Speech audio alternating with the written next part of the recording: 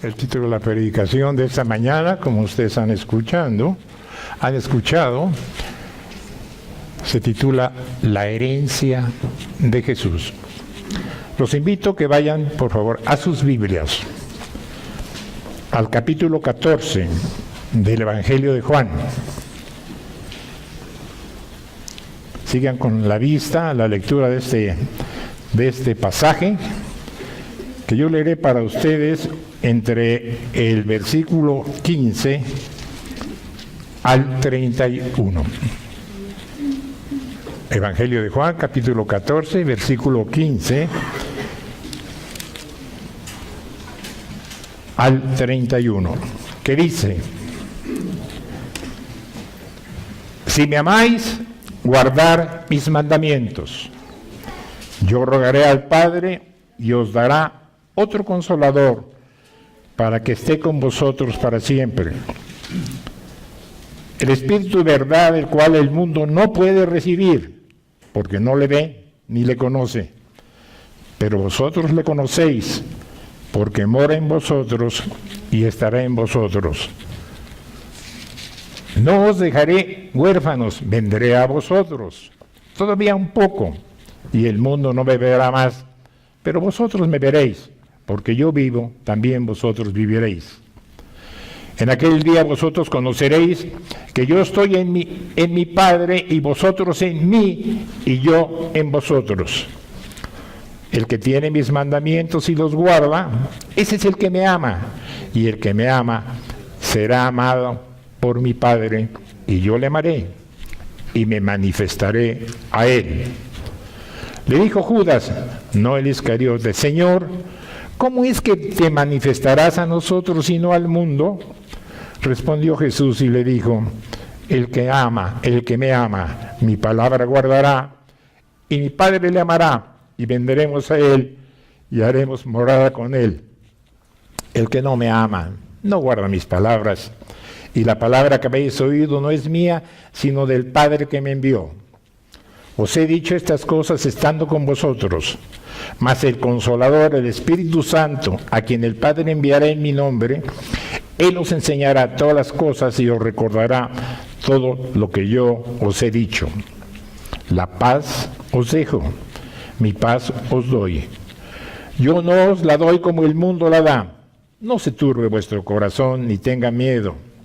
Habéis oído que yo os he dicho: voy y vengo a vosotros. Si me amarais, os habría regocijado, porque he dicho que voy al Padre, porque mi Padre es mayor que yo.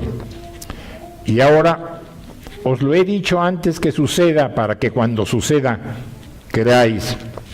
No hablaré ya mucho con vosotros, porque viene el príncipe de este mundo, y él nada tiene en mí.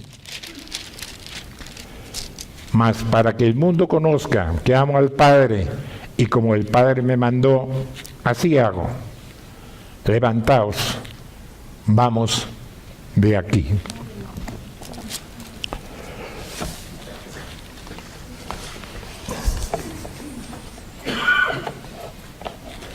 Hemos hablado de una herencia de Jesús a los creyentes, aquellos que lo han proclamado, aquellos verdaderamente cristianos.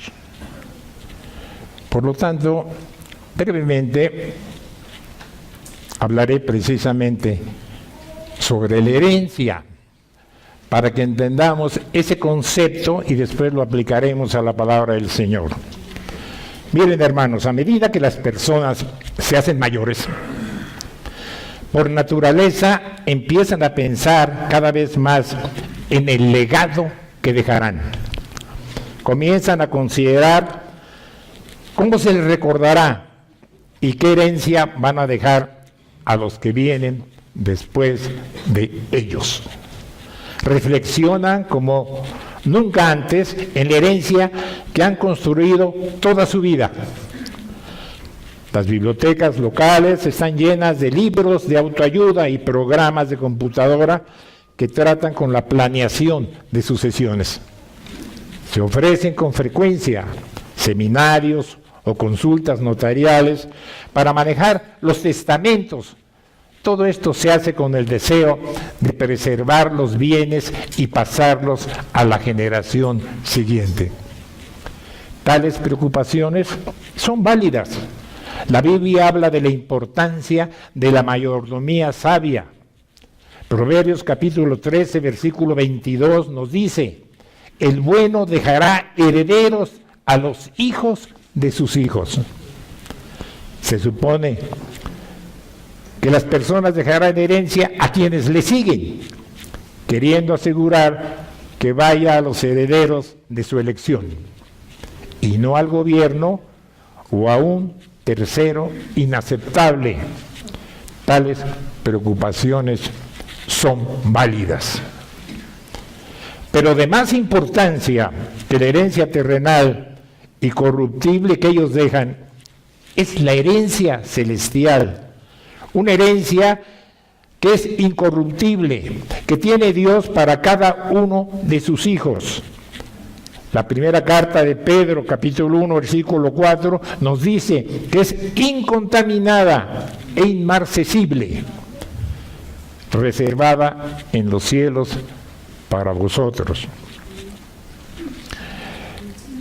Incontaminada, podemos decir que es inmune a cualquier tipo de contaminación.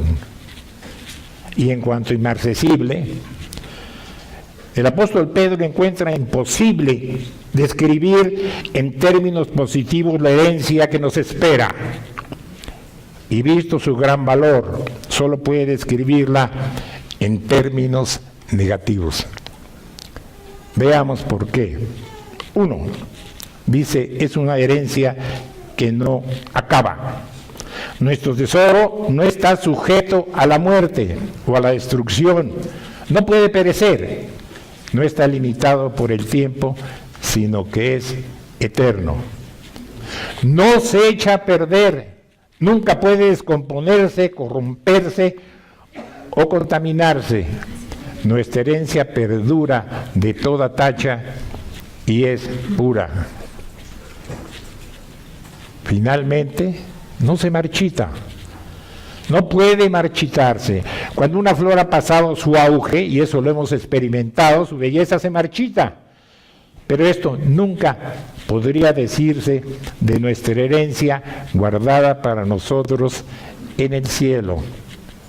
Pensamiento que expresa el apóstol Pablo en capítulo 1, versículo 24 del primer libro de Pedro.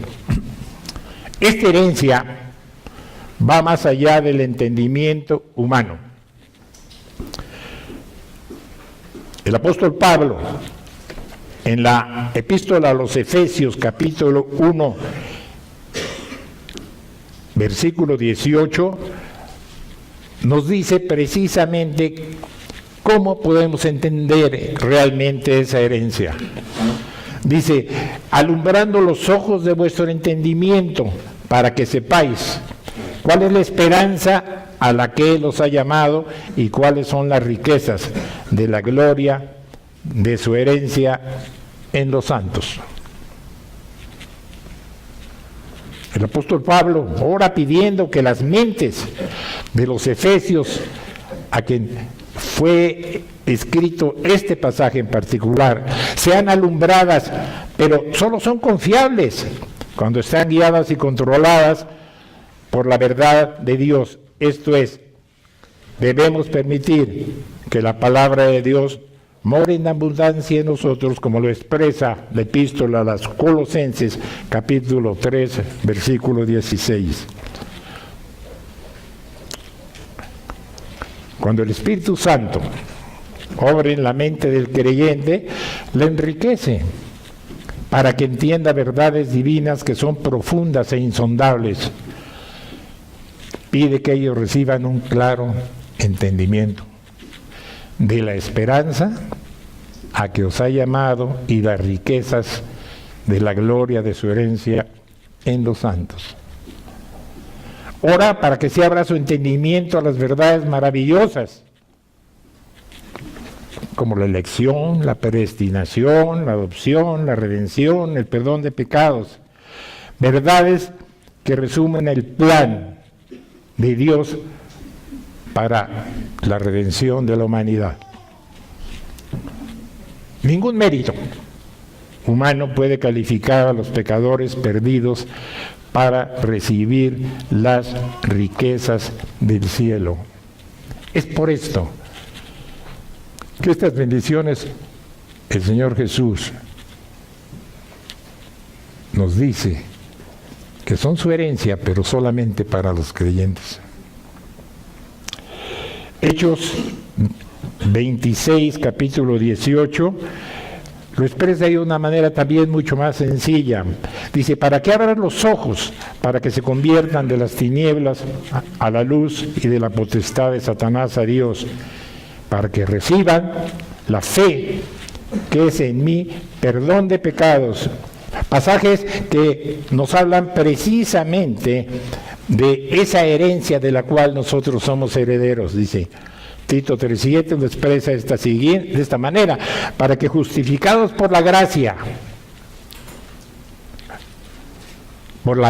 del Señor, viniésemos a ser herederos conforme a la esperanza de la vida eterna.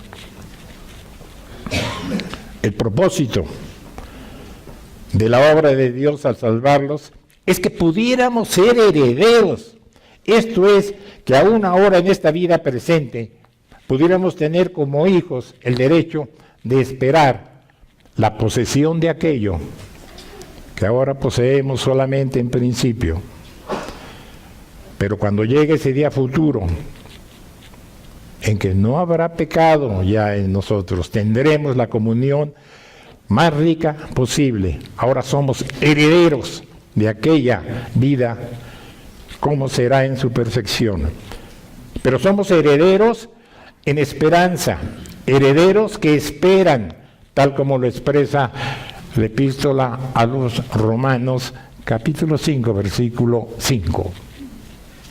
Y la esperanza, dice, no avergüenza, porque el amor de Dios ha sido derramado en nuestros corazones por el Espíritu Santo que nos fue dado. Los creyentes reciben su herencia de los tres miembros de la Trinidad. El Padre, como dice Colosenses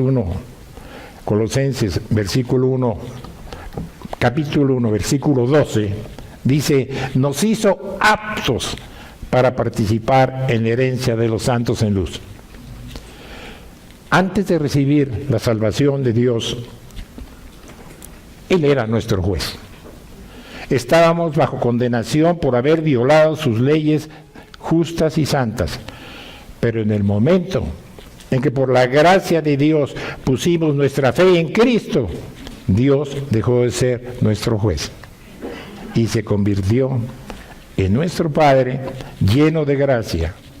No somos aptos en nuestras propias fuerzas, Dios nos ha hecho aptos mediante la obra consumada de Cristo. Somos coherederos con Cristo. Y si hijos, también herederos y herederos de Dios y coherederos con Cristo, si es que padecemos juntamente con Él, para que juntamente con Él seamos glorificados. ¿Pero qué significa esto? Que si sufrimos por amor a nuestro Señor y si padecemos juntamente con Él vamos a ser glorificados. En otras palabras, debido a que todos los creyentes son guiados por el Espíritu y su testimonio de que ellos sin duda son hijos de Dios, y en virtud de lo cual son también herederos, a causa de nuestra fe en el Hijo de Jesucristo, Dios Padre nos hizo aptos para participar en esta herencia de los santos en luz. Finalmente, fuimos sellados por la tercera persona de la Trinidad, con el Espíritu Santo de la promesa, que es las arras de nuestra herencia hasta la redención de la posesión adquirida para alabanza de su gloria,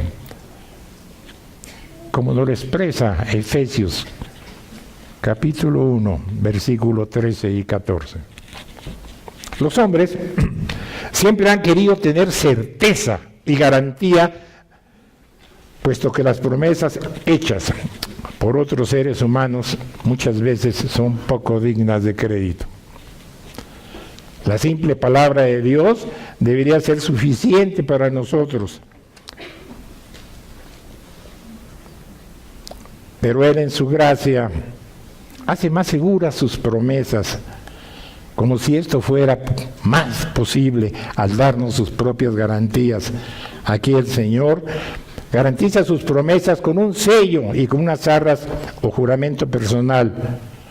Por lo tanto, Dios, dice su palabra, les ha sellado con el Espíritu Santo de la promesa a cada creyente, y se le da el mismo Espíritu Santo de Dios en el momento en que confía. Por lo tanto, en el momento que una persona se convierte en cristiano, el Espíritu Santo se convierte en las arras de nuestra herencia. No solo garantiza nuestra herencia en Jesucristo como su sello, sino también con las arras. Esto traducido del griego es como si fuera un pago inicial o un depósito de seguridad para asegurar la ejecución de ese compromiso.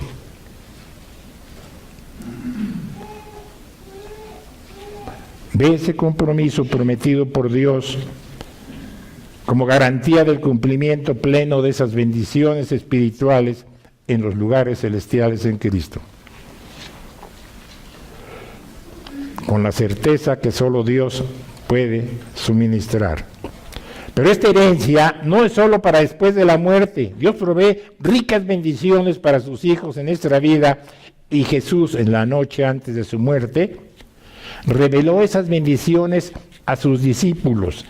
Y estas promesas del Señor son también para todos los creyentes verdaderos, los que prueban la sinceridad de su amor a Cristo mediante la obediencia a sus mandamientos. Hermanos, es muy posible que precisamente este pasaje total que estamos tratando haya sido lo último que el Señor Jesús hizo antes de ir a la cruz. Por el desarrollo que vamos a tener más adelante, veremos precisamente que nos va a llevar hasta el final, lo cual quiere decir, inclusive, podemos asegurar que en un momento determinado fue posterior a la Santa Cena. De ahí la gran importancia que tenemos de este mensaje del Señor para nosotros, de nuestro Señor Jesucristo para nosotros, tomando en cuenta que faltaban solamente unas horas para que Él fuera entregado y fuera a la cruz. Pero vayamos a la primera parte de nuestro pasaje. Dice la primera frase de nuestro pasaje: si me amáis, guardad mis mandamientos.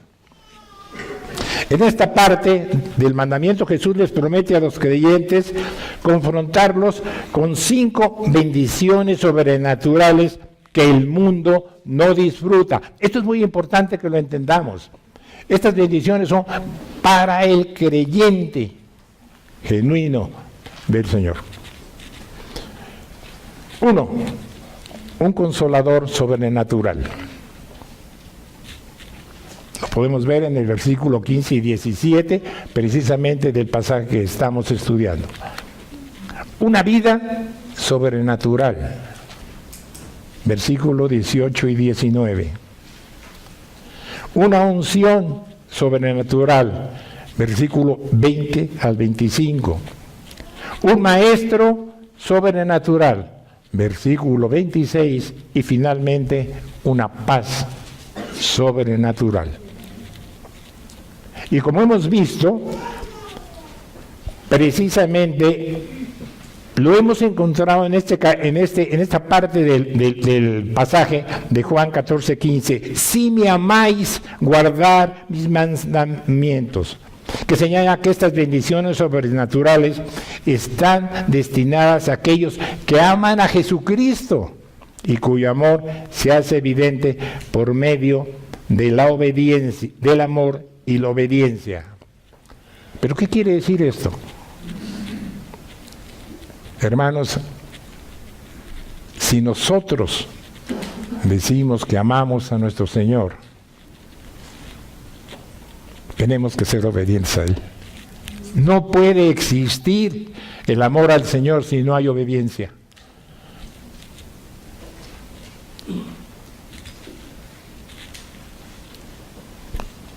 Primera de Juan 5, versículos 2 y 3 dice: en esto conocemos que amamos a los hijos de Dios, cuando amamos a Dios y guardamos sus mandamientos, pues este es el amor a Dios, que guardemos sus mandamientos, y sus mandamientos no son gravosos. Es muy posible que algunas veces nos preguntemos si amamos al Señor, pero fíjense en qué términos nos lleva el Señor a nosotros como creyentes. ¿Dices que me amas?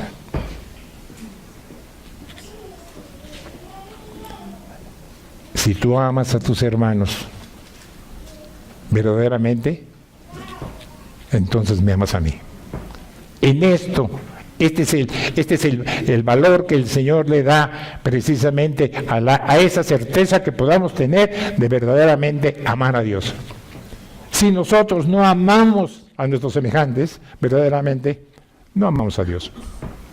De ninguna manera le amamos. No nos engañemos con eso. Nuestro amor va a ser medido precisamente por nuestro amor a nuestros semejantes. Pero vayamos precisamente a analizar esta primera parte de este versículo. Si me amáis, guardad mis mandamientos. Mire, aquí tenemos nosotros tres palabras, como podrán ver: amar, guardar y mandamientos. ¿Me han seguido en eso? Bien. Dice, respecto a amar, nos da un ejemplo muy significativo que involucra tanto a Jesús como a Simón Pedro. Los invito a que vayan ustedes al Evangelio de Juan, capítulo 21, versículo 15 al 17. Evangelio de Juan, capítulo 21, versículo 15 al 17, que dice, sigámoslo con la vista, es importante. Cuando hubieran comido, Jesús dijo a Simón Pedro, el hijo de Jonás: ¿me amas más que estos? Le respondió: sí, Señor, tú sabes que te amo. Él le dijo: apacienta mis corderos. Volvió a decirle la segunda vez: Simón, hijo de Jonás, ¿me amas? Pedro le respondió: sí, Señor, tú sabes que te amo. Le dijo: pastorea mis ovejas. Le dijo la tercera vez: Simón, hijo de Jonás, ¿me amas? Pedro se entristeció de que le dijese la tercera vez: ¿me amas? Y le respondió: tú lo sabes, todo tú sabes que te amo. Jesús le dijo: apacienta mis ovejas. Hermanos, el Nuevo Testamento nos enseña que el amor a Dios es característica del verdadero creyente. Cuando se le preguntó a Jesús cuál es el mandamiento más grande de la ley, Él respondió en Mateo 22:37: ama al Señor tu Dios con todo tu corazón, con todo tu ser y con toda tu mente. Pero ¿qué quiso decir el Señor cuando le pidió por primera vez Jesús apacienta mis corderos. Corderos en este sentido quiere decir creyentes en su inmadurez, vulnerabilidad y necesidad.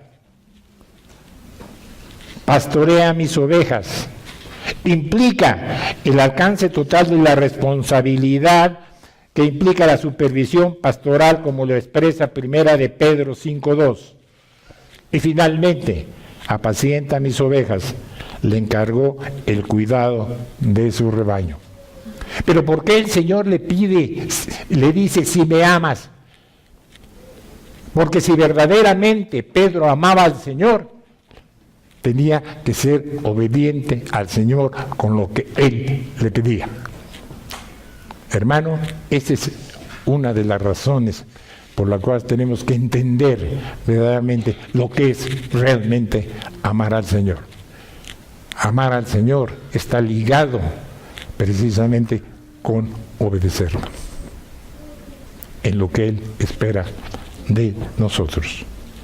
¿Por qué? Porque no solo lo amamos a Él porque Él nos amó primero, sino que también nos amamos unos a otros porque Él también nos amó primero. Pero vayamos a la segunda palabra, guardar, que aparece precisamente en la primera frase de esta predicación. Vayan por favor a Juan 8:51, capítulo 8, versículo 51, que dice: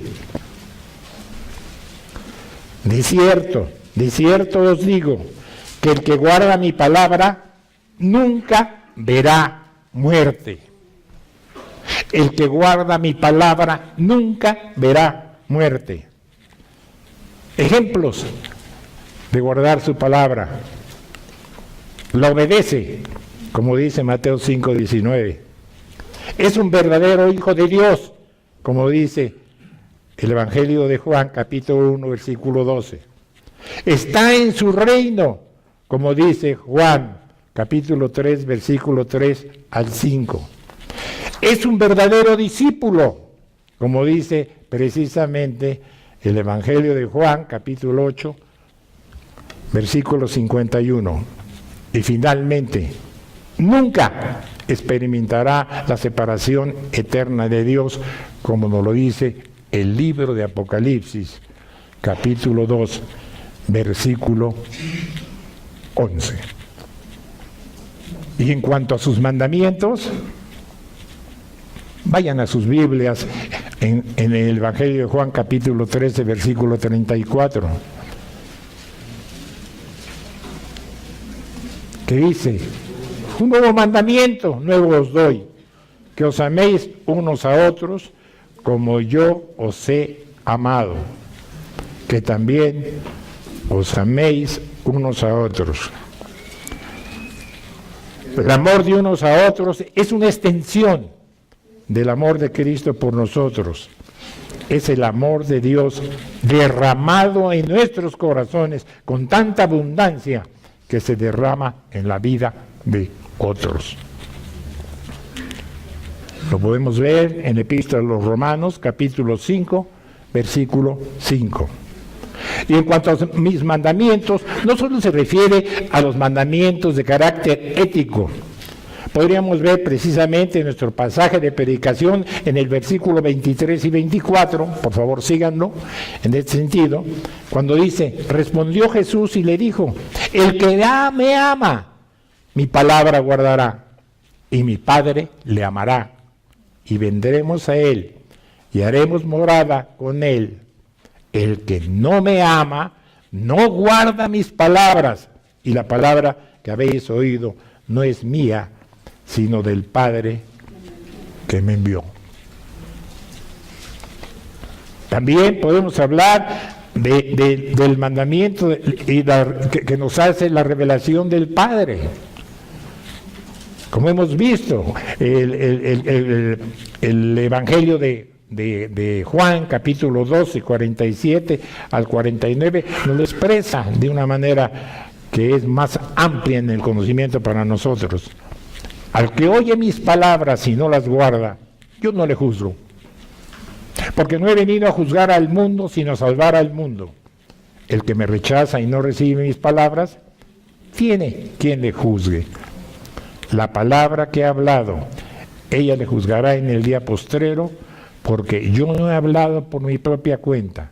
El Padre que me envió, Él me dio mandamiento de lo que he de decir y de lo que he de hablar. Hermanos, ahí tenemos una forma más clara, precisamente, de qué es amar a Dios, qué es guardar su palabra y qué es seguir sus mandamientos. Nuestro pasaje dice más adelante: rogaré al Padre.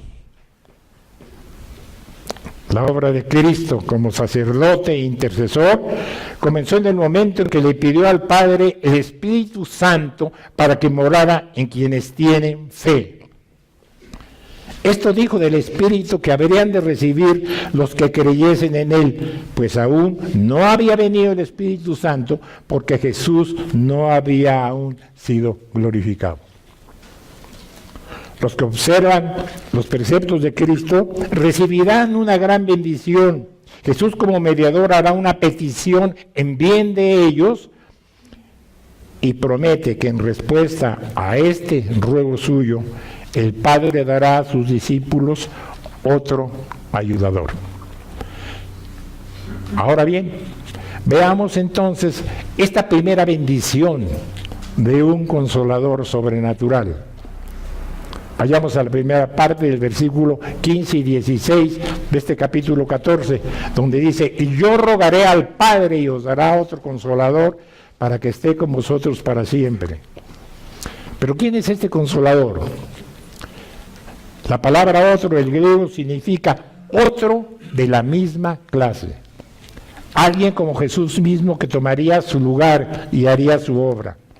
El Espíritu Santo es el sustituto perfecto del Señor Jesucristo.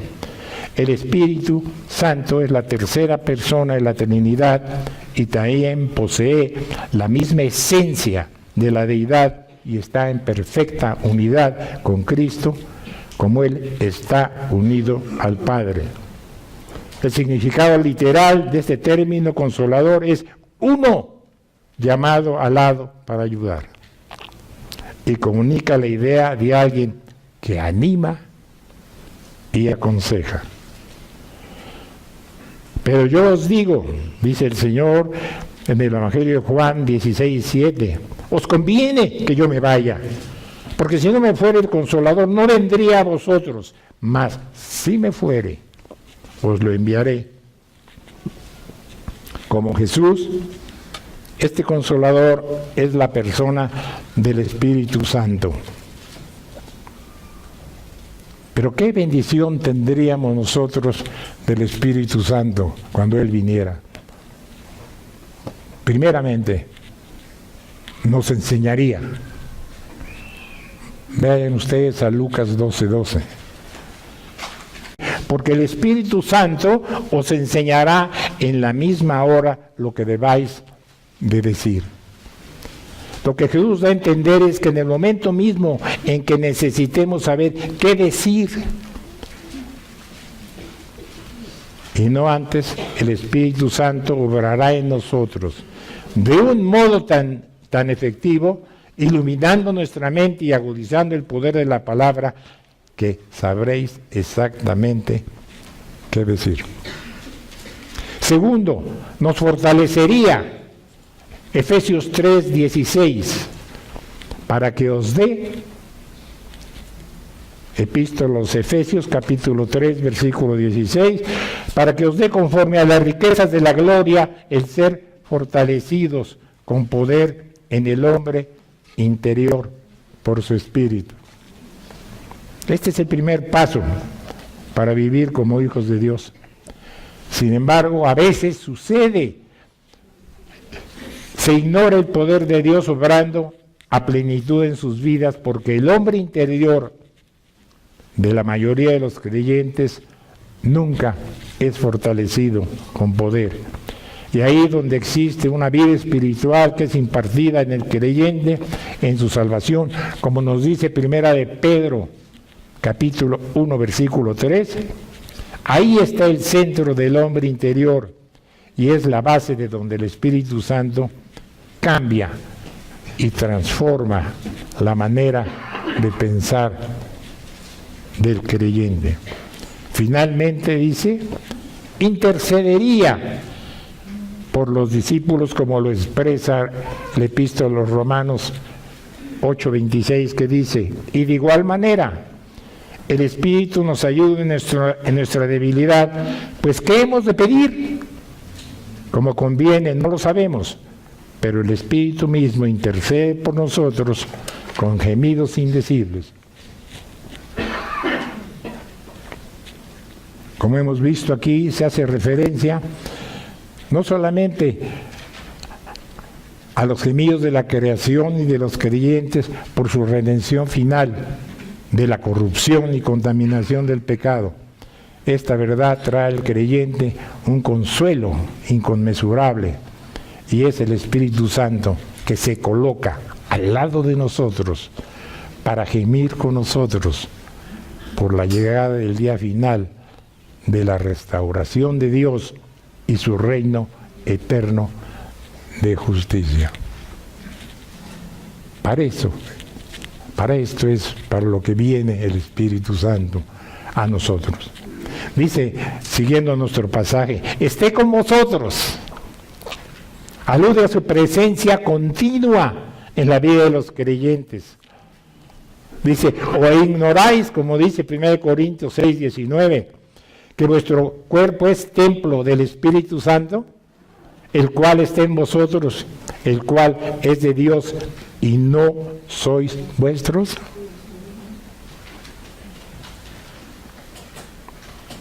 Es el Espíritu de verdad. El Espíritu de verdad porque es la fuente de verdad y quien la imparte. Pero cuando venga el Espíritu de verdad, Él os guiará a toda verdad, porque no hablará por su propia cuenta, sino que hablará todo lo que oyere y os lo hará saber lo que habrá de venir, como lo expresa el Evangelio de Juan, capítulo 16, versículo 13. Jesús llamó el Espíritu de verdad al Espíritu Santo para enfatizar su obra de revelar la verdad espiritual a los creyentes.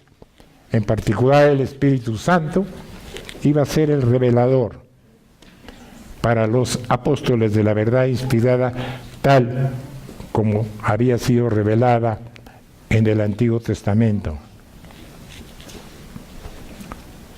Segunda de Pedro 1:20 al 21 lo expresa de esta manera, entendiendo primero esto, que ninguna profecía de la Escritura es de interpretación privada, porque nunca la profecía fue traída por voluntad humana, sino que los santos hombres de Dios hablaron siendo inspirados por el Espíritu Santo. El mundo, siguiendo nuestro tema de la predicación, por otra parte, dice, no lo puede recibir. No puede recibir el Espíritu Santo porque no le ve ni le conoce, al igual que el mundo no reconoció a Cristo, ni tampoco reconocería al Espíritu Santo. Evangelio de Juan, capítulo 1, versículo 10, lo expresa de esta manera: en el mundo estaba, y el mundo por él fue hecho, pero no le conoció. Quienes no han sido regenerados, hermanos, no pueden entender esta verdad espiritual. Entendamos esto, que es sumamente importante. Si verdaderamente somos creyentes, el Espíritu de Dios tiene que vivir en nosotros, y eso nos da a nosotros la capacidad de poder entender precisamente lo que el Espíritu Santo nos enseña. ¿Por qué lo digo esto? Porque el hombre natural no percibe las cosas que son del Espíritu de Dios, porque para él son locura. y no las puede entender porque se han de discernir espiritualmente. Así lo expresa 1 Corintios 2:14. Jesús advirtió a sus discípulos con anticipación que a pesar de la obra del Espíritu Santo en y por medio de ellos, enfrentarían la hostilidad y el rechazo del mundo incrédulo. Y aunque el mundo no reconocería al Espíritu, los discípulos conocerían porque mora en vosotros y estará en vosotros.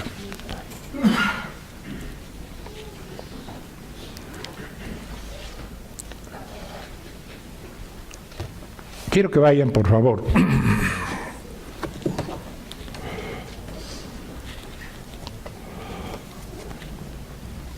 al Evangelio de Juan.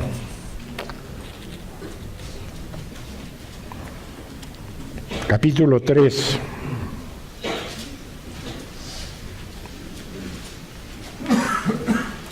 Versículo 3. Evangelio de Juan, capítulo 3, versículo 3. ¿Qué dice?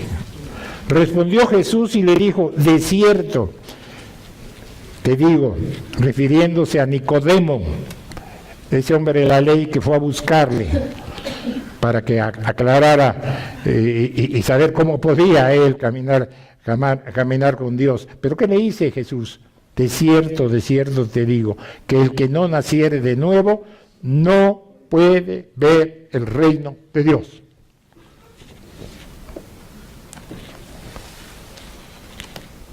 No puede ver el reino de Dios.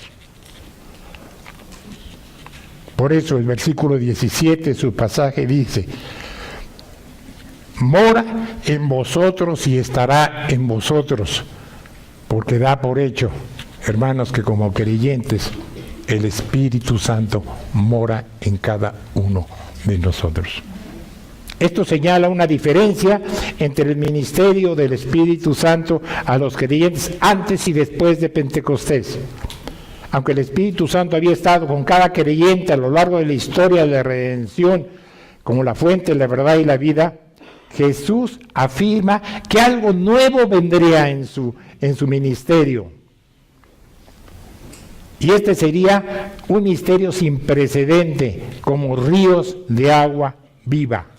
Vayan ustedes al Evangelio de Juan, capítulo 7, versículo 38 y 39.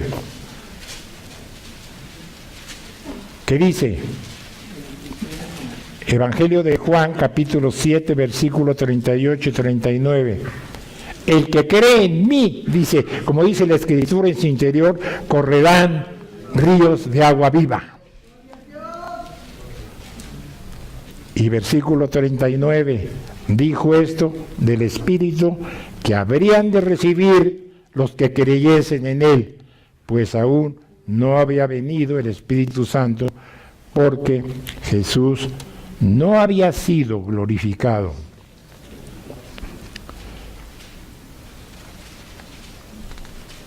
Dice Hechos 1:8, dice: pero recibiréis poder cuando haya venido sobre vosotros el Espíritu Santo, y me seréis testigos en Jerusalén, en toda Judea, en Samaria y hasta el último de la tierra. Hermanos, tan pronto como Cristo se lo prometió a sus discípulos, el Consolador habitaría en aquellos en quienes creían, personal y permanentemente, como nunca había ocurrido al recibir un don del Espíritu, y les daría poder único para el ministerio y para el evangelismo. Esa es la obra del Espíritu Santo en nosotros. Vayamos a la segunda bendición. Una vida sobrenatural, versículo 17 a 19. Fijemos nuestra atención en esta frase: no os dejaré huérfanos, vendré a vosotros. Yo mismo vuelvo a vosotros en el Espíritu. ¿Por qué? Porque el Espíritu revela a Cristo, lo glorifica y aplica sus méritos en el corazón de los creyentes. Hace eficaces sus enseñanzas en la vida de ellos. En consecuencia, cuando el Espíritu es derramado, Cristo verdaderamente vuelve. Uno de los resultados de esta venida que aquí se refiere, lo vemos en el versículo 20 de nuestro pasaje. Dice, los discípulos conocerán que yo estoy en el Padre y vosotros en mí y yo en vosotros. El conocimiento de la unión de los creyentes en Cristo fue fruto de Pentecostés. Ahora sí podemos decir, como nos dice Romanos 1:8, pues ninguna condenación hay para los que están en Cristo Jesús, los que no andan conforme a la carne, sino conforme al Espíritu. Vendré a vosotros, dice el Señor. Vosotros me veréis.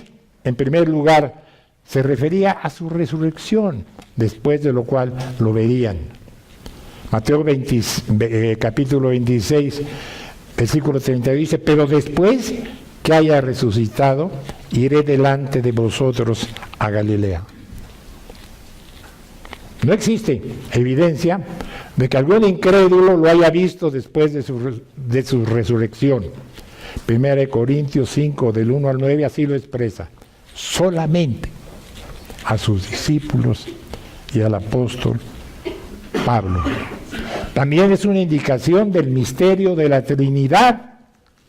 Jesús estaría de nuevo con sus hijos a través de la persona del Espíritu Santo, cuando éste viniera en Pentecostés para morar a ellos, enseñándoles que guarden todas las cosas que os he mandado. Y aquí, yo estoy con vosotros todos los días hasta el fin del mundo. Amén. Amén. Como dice Mateo 28:20. Y Juan 16:16 dice, todavía un poco, y el mundo no me verá, mas vosotros me veréis, porque yo vivo, vosotros también viviréis. Todavía un poco, se refiere a unas pocas horas que quedaban para la crucifixión, y luego Jesús moriría. El mundo ya no le vería más, pero vosotros me veréis, porque yo vivo, vosotros también viviréis. ¿De qué forma el Señor nos asegura estas palabras? Miren, si vamos nosotros al capítulo 3 de Juan, versículo 15, lo dice en estos términos, para que todo aquel que en Él cree no se pierda, mas tenga vida eterna. Gracias a la resurrección y a la vida del Espíritu de Cristo que mora en el creyente, éste posee vida eterna. Esta es la conclusión que podemos sacar de esta bendición en particular. Pero vayamos a la tercera bendición. Nos habla de una unción sobrenatural. Pensamiento que está entre los versículos 20 y 25 de nuestra predicación. Nos dice, en aquel día, que se refiere a que aparecerá a ellos vivo después de la resurrección.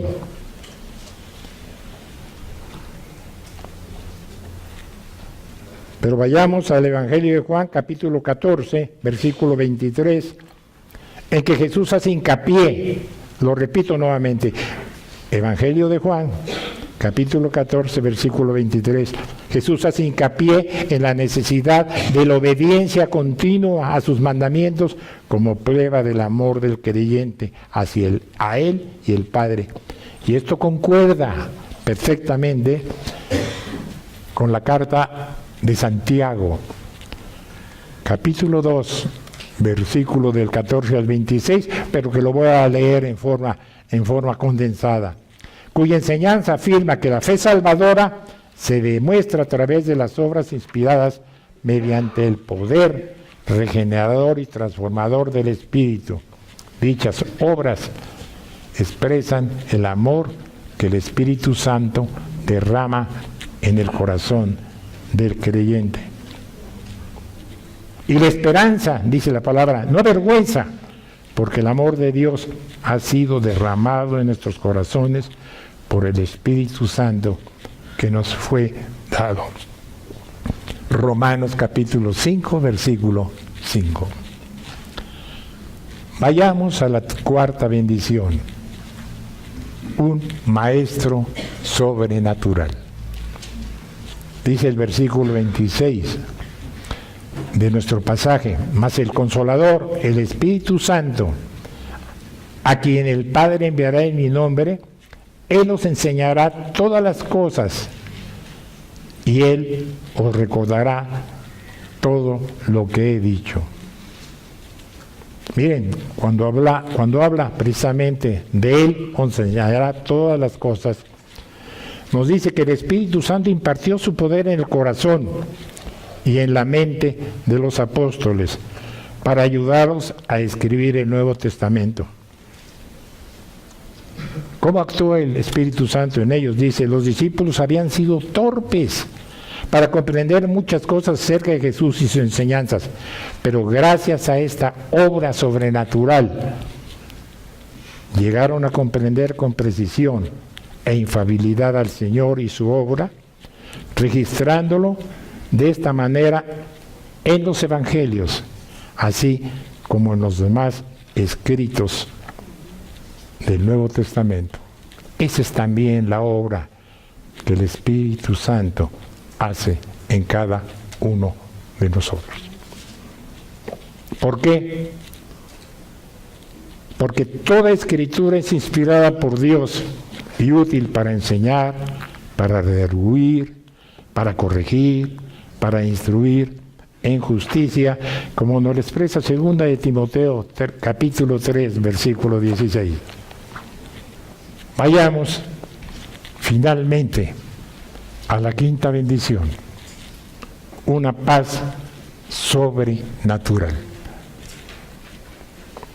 Dice el versículo 27 de nuestro pasaje: la paz os dejo, mi paz os doy. Yo no os la doy como el mundo la da. No se turbe vuestro corazón, ni tenga miedo. Hermanos, esta paz indica aquella ausencia de inquietud espiritual y aquella seguridad de salvación y de la presencia amorosa de Dios bajo toda circunstancia que resulte del ejercicio de la fe en Dios y en su Hijo. Paz os dejo, no como el mundo la da. La palabra paz viene del hebreo shalom, que se convirtió en un saludo para los discípulos después de la resurrección de Jesús. En el ámbito personal, esta paz que desconocen los no salvos asegura la calma en tiempos de dificultad y silencia el temor. Esta paz, como dijera Jesús, es tanto un legado que dejo como un tesoro que doy. Cierto que Jesús da esta paz con su muerte expiatoria en la cruz, la cual produce la reconciliación. Sin embargo,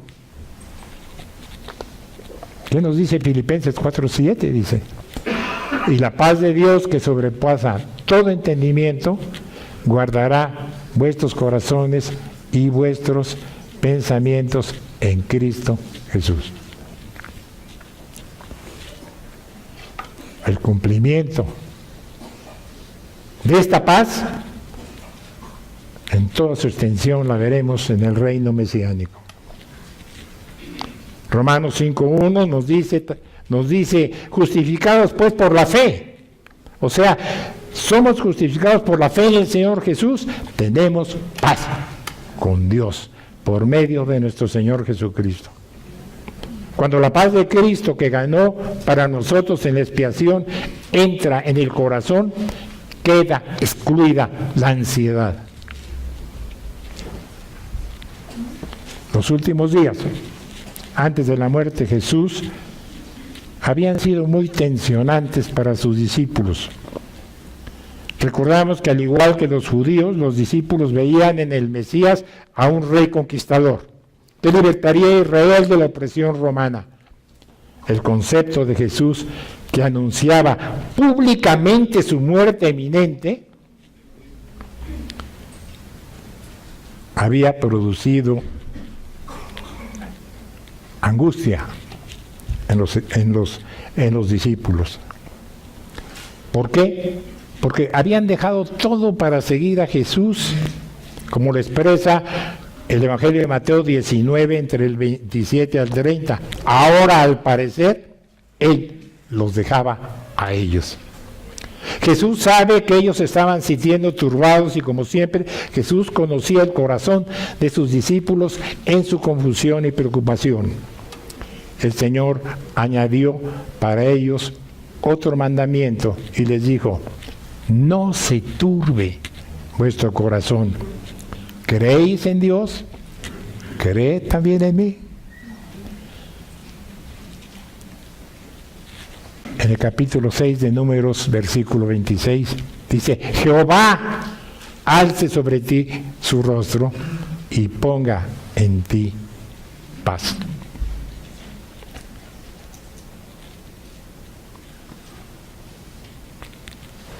Hemos llegado al versículo 28 de nuestro pasaje, que dice: habéis oído que yo he dicho, voy y vengo a vosotros. Si me amarais, os habría regocijado, porque he dicho, voy al Padre, porque el Padre es mayor que yo. Aquí Cristo afirmó su deidad. Se ubicó a la par del Padre, tras haber afirmado en repetidas ocasiones su igualdad con Él. Como objeto apropiado de la fe, Jesús estaba llamando a sus discípulos a poner sus esperanzas en Él, porque así regresaría al reino que le pertenecía y a la gloria plena que había dejado. Ahora pues, dice el Señor, ahora pues, Padre, glorifícame tú al lado tuyo, con aquella gloria que tuve antes que el mundo fuese.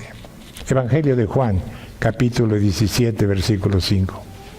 Y al volver a su Padre, gozaría de la misma gloria que Él, una gloria mayor de la que había experimentado en su encarnación, y de ninguna manera sería inferior en gloria, pues su humillación había terminado.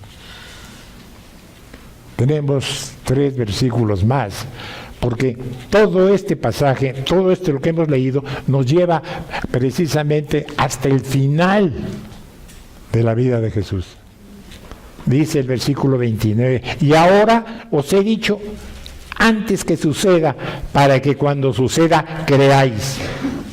Jesús había venido diciendo, me voy y también vengo a vosotros. Como hemos dicho, estaban llenos de temores y angustiosos. Se habían dado cuenta de esta partida. Cierto es que iba a traer gloria al Señor, y esto producía un regocijo, pero cuando suceda, dice el Señor, que se refiere a la ida de Cristo, o sea, a su muerte, resurrección, ascensión y regreso,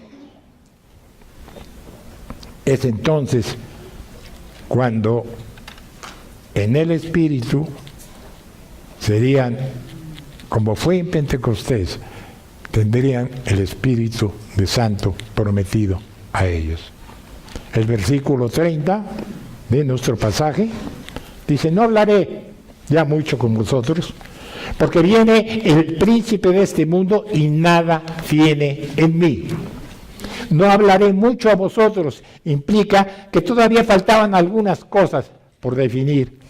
Jesús estaba consciente de los pasos de Judas, de los soldados romanos, de la policía del templo, de los miembros del Sanedrín, todos ellos inspirados por Satanás, en el momento que comenzaban a ponerse en movimiento y que estaban camino para capturar a Jesús.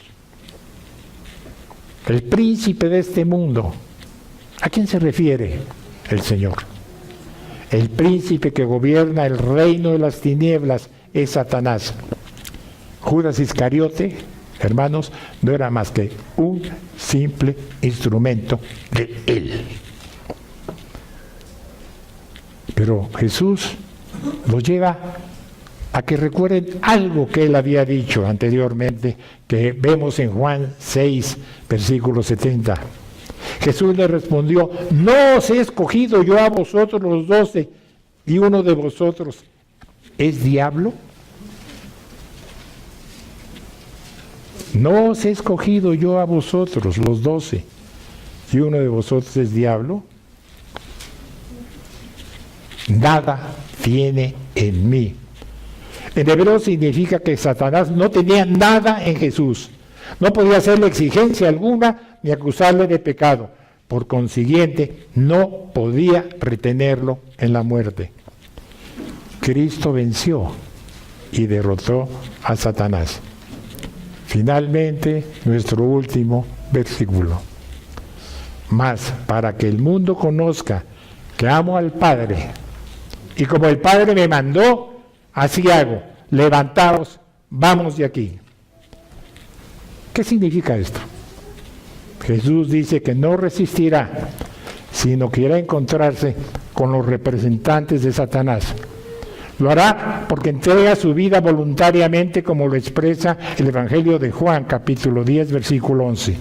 Yo soy el buen pastor. El buen pastor da su vida por las ovejas. Esto estaba de acuerdo con el mandato del Padre. Evangelio de Juan, capítulo 10, 18, que dice: nadie me la quita, sino que yo de mí mismo la pongo. Tengo poder para ponerla y tengo poder para volverla a tomar. Este mandamiento recibí de mi Padre, y el mundo lo iba a ver. Precede del hecho de que ama al Padre, como tantas veces lo ha afirmado. Dice el Señor: levantaos de aquí. Esto podemos interpretarlo simplemente en la forma literal que Jesús había terminado sus instrucciones y se prepara para lo siguiente. Finalmente les voy a leer un versículo que nos va a explicar de una manera clara por qué el Señor Jesús llegó hasta este momento. Vayan ustedes con cuidado a Hebreos capítulo 2, versículo 14. Lo leo lentamente para ustedes, sigan con su vista este pasaje.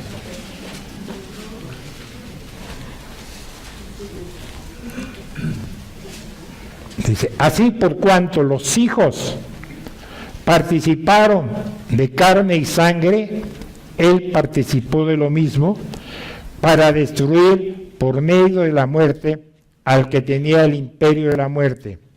Esto es, al diablo. Hagamos una pequeña explicación de este pasaje y vean la importancia que tiene. Participaron,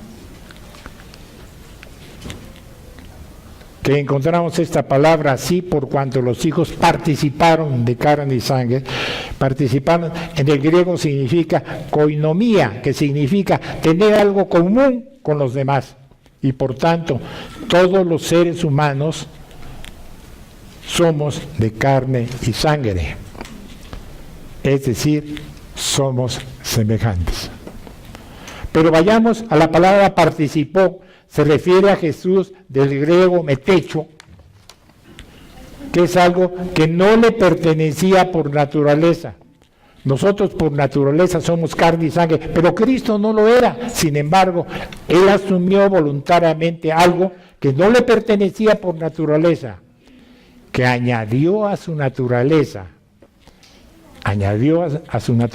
nuestra naturaleza, para que pudiera morir en nuestro lugar y para que pudiéramos tener la naturaleza divina que no nos pertenecía. Esto lo podemos ver en la segunda carta de Pedro, capítulo 1, versículo 4. Obviamente, el poder de Satanás sobre nosotros se rompió para que pudiéramos llegar a Dios. El poder principal de Satanás sobre el ser humano, su arma suprema contra él es la muerte. El pecado le da a Satanás poder sobre nosotros, pero el poder en sí está en la muerte. Así que en este aspecto nos preguntamos, ¿por qué Cristo tomó la naturaleza del hombre? ¿Por qué murió? Para destruir por medio de la muerte al que tenía el imperio de la muerte, esto es al diablo. Miren, la única forma de destruir a Satanás era despojándolo de su arma, que era la muerte. Física, espiritual y eterna. Satanás sabía que Dios exigía nuestra muerte por nuestro pecado. Él sabía que los hombres, de seguir como estaban, morirían y no estarían en presencia de Dios, sino en el infierno para siempre. Satanás se quiere aferrar a los hombres hasta que mueran, porque una vez que se hayan muerto, la oportunidad de salvación se pierde para siempre. Los hombres no pueden escapar después de la muerte. De hecho, de modo que Dios tuvo que arrebatarle a Satanás el poder de la muerte. Solo por ese propósito vino Jesús. El arma de Satanás era muy poderosa, pero Dios tiene un arma todavía aún mejor, la vida eterna, y con ello destruyó la muerte. El camino a la vida eterna es mediante la resurrección, pero el camino a la resurrección es a través de la muerte. De modo que Jesús tuvo que experimentar la muerte antes de poder resucitar y darnos vida. Fue a la muerte mediante la muerte y resucitó conquistándola así. Entonces pudo decir, porque yo vivo, vosotros también viviréis. Como dice el Evangelio de Juan capítulo 14, versículo 19.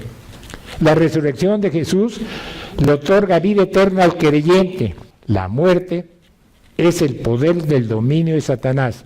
Y cuando Jesús hizo añicos el poder de Satanás, también destruyó su dominio. Hermanos, la muerte de Cristo no significó victoria alguna para Satanás. Simplemente el cumplimiento de la voluntad de Dios. Demos gracias al Señor por su palabra. Padre, gracias, Señor, por esta mañana, gracias por tu enseñanza, Señor. Gracias porque ahora entendemos cuál es nuestra bendición, Señor. Cuál es esta herencia destinada solamente a nosotros como creyentes. Señor, permite que podamos entenderla y vivir de acuerdo a lo que tú esperas de cada uno de nosotros. Señor, gracias porque tenemos una vida cambiada. Gracias, Señor, porque el Espíritu Santo, morando en nosotros, nos da una vida sobrenatural. Señor, ayúdanos a preservar, ayúdanos a mantenernos dentro de este camino, que es el camino realmente que finalmente nos llevará a estar en su presencia eternamente. Gracias, Señor, te damos en el nombre de Jesús. Amén.